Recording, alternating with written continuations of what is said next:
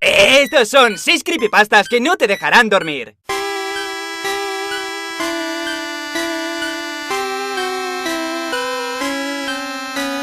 ¿A qué tiempos aquellos con la canción del pueblo a la banda? Según la leyenda, deberíamos morir todos pronto. Hacía mucho tiempo que no hablaba de nada parecido. ¿Cuándo fue la última vez que el tío Treeline os contó una historia de terror? No lo sé, quizá no hace tanto, pero como tengo la memoria regular, para mí hace mucho. Unos consejos antes de empezar. Mira el vídeo de noche, a poder ser cuando estés a solas. No te escondas en los comentarios, ellos dirán que tienen comida para ti, pero no te lo creas. No es real, no es comida de verdad. Tú solo pon el vídeo a pantalla completa y saca pecho, ya verás que bien entra así.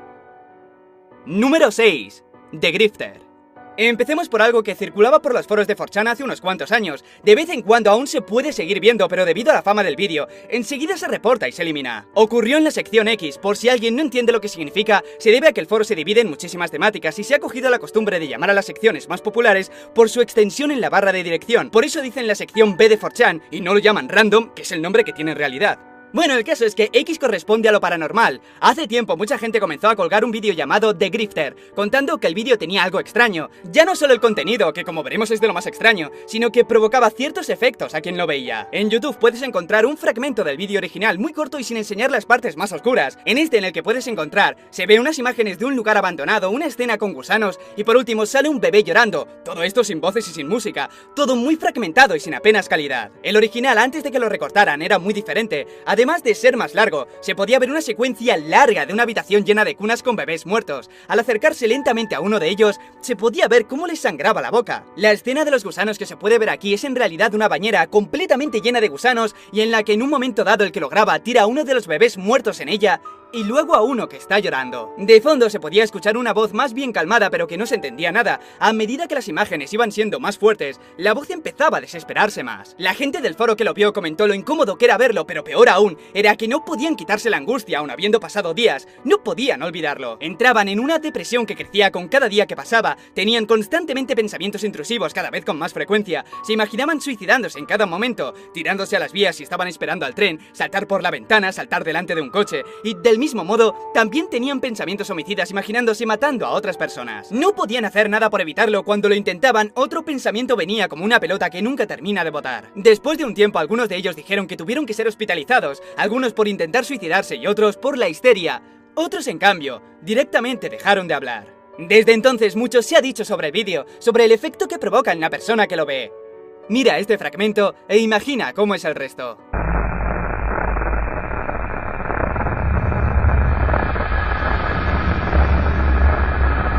Número 5.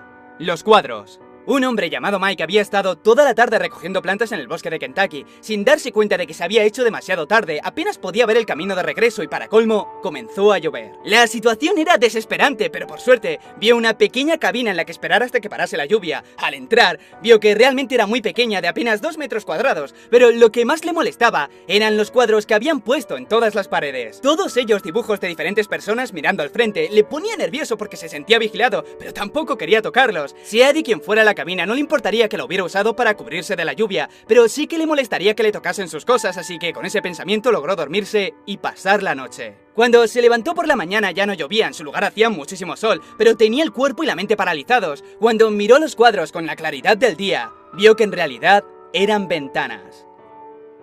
Número 4.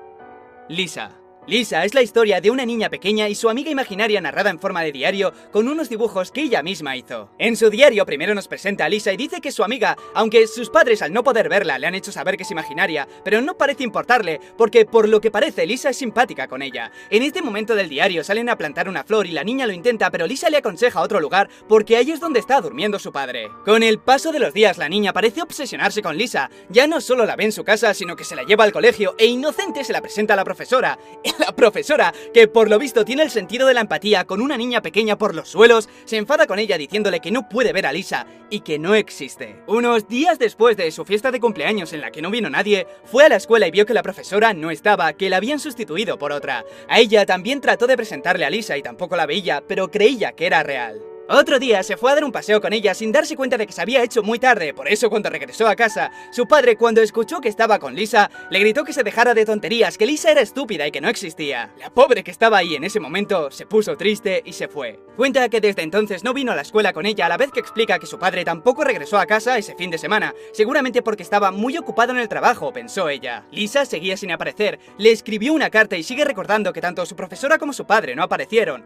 Finalmente Lisa aparece, se disculpa por haberla dejado sola y le explica que su padre y la profesora no vienen porque están durmiendo como su padre.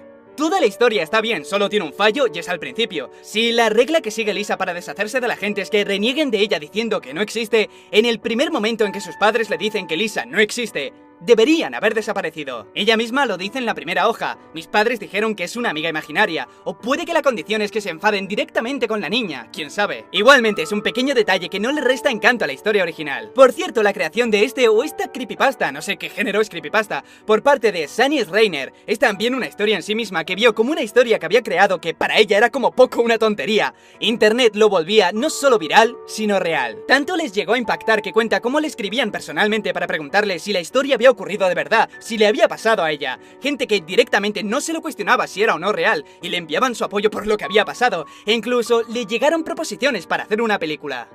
Número 3. Realidades. Sobre el año 2010, un vigilante de seguridad de Nueva York llamado Stockton contó en un programa de radio lo que le ocurrió hacía unos meses. Explicó que durante el turno de noche vigilando una de las dos fábricas en las que suele estar, notó como una mujer estaba justo detrás de él, a lo lejos, como si lo hubiera estado persiguiendo durante horas sin haberse dado cuenta. Era una mujer bastante normal, el único detalle que pudo resaltar era que tenía una piel muy blanca, tanto como para notarlo a lo lejos en la oscuridad. Lógicamente él empezó a acercarse para echarla, pero mientras iba, ella comenzó a irse mientras contaba hacia atrás empezando por el 10. 10, 9, 8... Es lo que pudo escuchar antes de perderla de vista. Esa misma situación se repitió más días, con la diferencia de que retomaba el conteo por donde lo dejó. Es decir, al segundo día empezó por el 7, al tercero empezó por el 4, y al cuarto solo pudo escuchar que dijo 1. Después de aquello no la vio más en el trabajo, sería un alivio, de no haber sido porque comenzó a perseguirla en su día a día. Una semana después de aquello estaba durmiendo con su novia cuando en mitad de la noche escuchó cómo llamaban a la puerta a golpes sin usar el timbre. Era muy ruidoso, pero su novia no llegó a despertarse. Recuerda entonces que se le paralizó el pensamiento al ver a la misma mujer delante de su puerta contando de nuevo desde 10. La cerró de golpe y fue corriendo a la habitación con cierto aire de irrealidad, pensando que ver a su novia era lo único que podía tranquilizarle, pero no fue así. Cuando entró en la habitación su novia había desaparecido y la mujer estaba en un rincón y seguía contando, pero en esta ocasión no se detuvo en el 1, sino que llegó al 0 y no paraba de repetirlo. No entendían nada, pero tenía claro que tenía que llamar a la policía. Les esperó paciente en la puerta y cuando entraron la mujer había desaparecido, pero la imagen no era tranquilizadora. Su novia estaba tendida en la cama, muerta. Destrozado, no supo qué hacer. La mujer había desaparecido, pero aquello le arruinó la vida. En este punto de la historia, el entrevistador le miró extrañado y dijo: «Disculpa que te interrumpa. ¿Sabes dónde estás ahora?». No parecía entenderlo, sabía que estaba en un programa de radio nocturno, así que le dijo eso. El entrevistador le corrigió: no estamos en la radio, estás en la cárcel por matar a una chica. Nadie te perseguía, eras tú quien perseguía a la chica. La mataste en su casa y no era tu novia. Los dos se quedaron callados bastante tiempo, hasta que el entrevistador comenzó a contar. Número 2.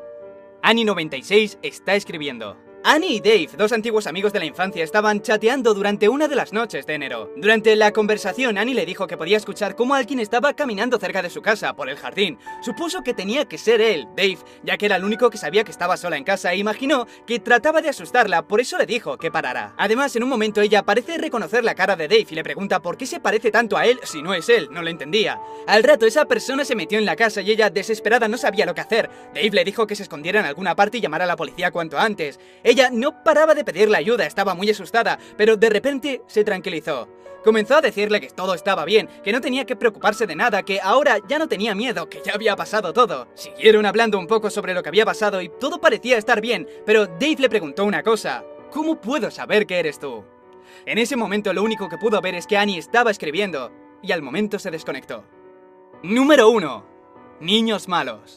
Esta historia la cuenta un hombre que recuerda un programa de televisión de cuando era pequeño, cuando tenía 7 años más o menos. Era un show infantil de poco menos de 30 minutos, pero pese a estar dirigido a los niños, contenían muchas imágenes siniestras e inapropiadas. El hombre pensó que al estar en una zona de guerra como es el Líbano, creyó que lo estaban utilizando para asustar a los niños, mantenerlos en casa y en último término para que se comportaran bien. El programa en sí era una especie de recital de un hombre que listaba todas las cosas que hacen los niños malos, como: los niños malos se quedan despiertos hasta tarde, los niños malos roban comida de la nevera por la noche, o los niños malos no obedecen a sus padres. Una vez dicho eso, el programa terminaba con una secuencia final que era aún más extraña. Podía verse la imagen de una puerta vieja y oxidada, y la cámara iba haciendo zoom poco a poco. A medida que se iba acercando, podían escucharse gritos de fondo, cada vez más fuertes y más agónicos, hasta que aparecía un mensaje que decía: aquí es donde van los niños malos.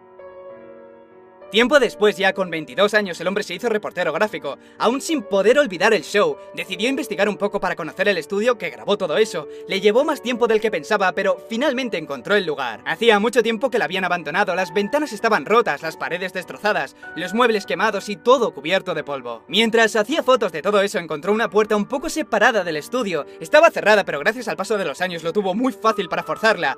Pero nada más abrirla, se arrepintió. Le vino un olor tan desagradable que le costaba mirar dentro de la habitación. Era muy pequeña, completamente cerrada, sin ventanas y sin muebles. En el suelo había restos de huesos, las paredes estaban arañadas y las manchas negras que había por todas partes. Supo que tenía que ser sangre.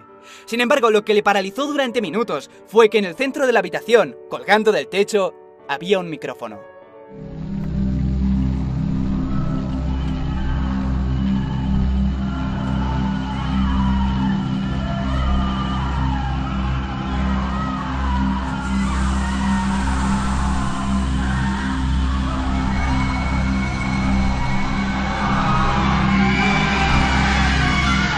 Si veo que el vídeo os ha gustado y le habéis dado a F5, haré otra parte. Hasta entonces mira este otro vídeo para que se te pase el mal cuerpo. Y nada más, familia, suscríbete, dale a like si te ha gustado, un besazo y hasta pronto.